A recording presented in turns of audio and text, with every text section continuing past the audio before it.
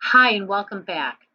Today we're going to talk a little bit about humanizing HIPAA. You see, every patient has a story, and their story is their own.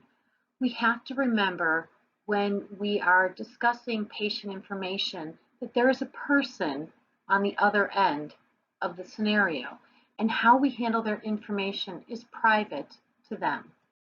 HIPAA compliant communication tells us how to talk to patients, colleagues, and clients without violating HIPAA. HIPAA permitted use and disclosures. The HIPAA privacy rule states that protected health information may be used and disclosed to facilitate the treatment, payment, and healthcare operations.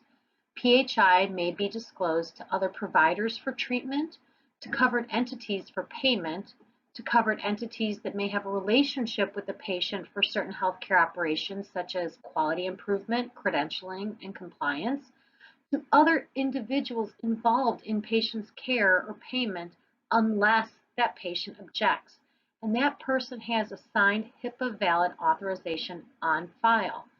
HIPAA trained personnel are permitted to approve disclosure of PHI per the HIPAA valid authorization.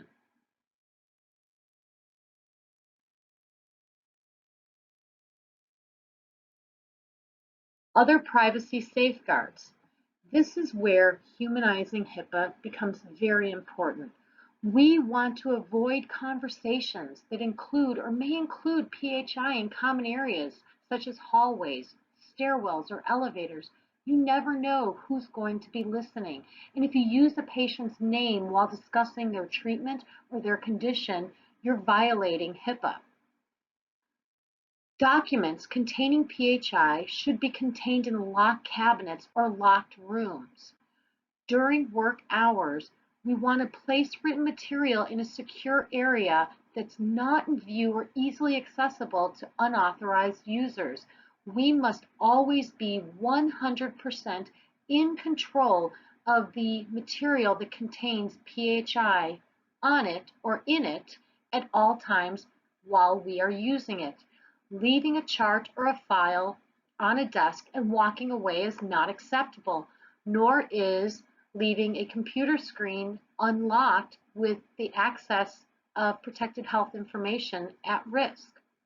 So we don't want to leave materials containing the PHI on desks, counters, conference rooms, or public areas.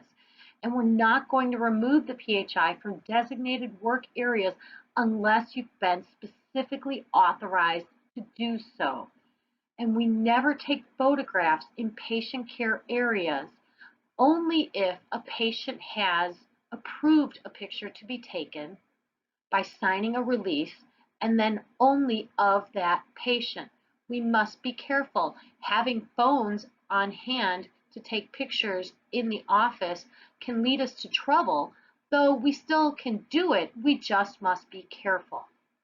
Many of these are simple, common sense things, but they go a long way towards maintaining what we call a culture of compliance. How we move through our day, living in a culture of compliance, will help us protect our patients' health information and keep us on a road towards HIPAA compliance. Oftentimes, our negligence is not because of willful neglect, but more often it can be out of compassion. One instance comes to mind. There was an oncologist who was playing golf with a good friend of his, and they had someone that they knew in common who happened to be his golf buddy's sister-in-law.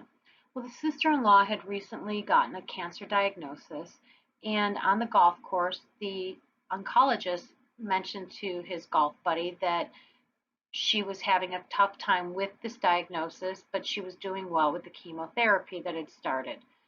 Unfortunately, his patient had yet to disclose to her family that she had received a cancer diagnosis.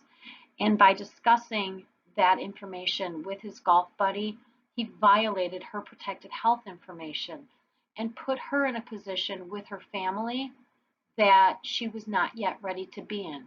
There was a human on the other side of that health information that should have been kept private. That's one example of humanizing HIPAA.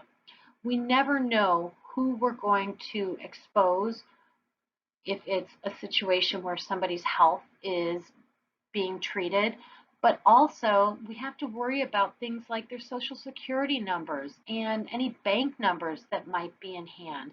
Those people could be exploited by a third party who got a hold of that information, say if it was on a thumb drive that was lost, as in our previous video, and their entire bank had been, compromised, and they lost all their money and their credit score had been, diminished.